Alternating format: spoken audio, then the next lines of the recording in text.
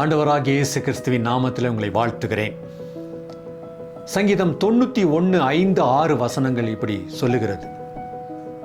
இரவில் உண்டாகும் பயங்கரத்துக்கும் பகலில் பறக்கும் அம்புக்கும் இருளில் நடமாடும் கொள்ளை நோய்க்கும் மத்தியானத்தில் பாழாக்கும் சங்காரத்துக்கும் நீ பயப்படாதிருப்பாய்.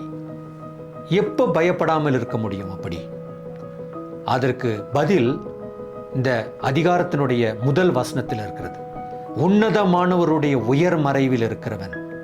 அப்போ எப்போ ஒரு மனிதன் அந்த உன்னதமான தேவ சமூகத்தில் அவருடைய பாதுகாப்பில் அவருடைய பிரசனத்தில் இருக்கிறானோ அப்பொழுது தான் இவைகளெல்லாம் நம்மை தாக்காது. ஆகவே இன்றைக்கு இந்த பாடத்திலிருந்து நாம் என்ன கற்றுக்கொள்ளணும்? கர்த்தர் மாத்திரம் தான் நமக்கு உண்மையான நம்பிக்கை. அவர் மாத்திரம் தான் நம்முடைய உண்மையான பாதுகாப்பு.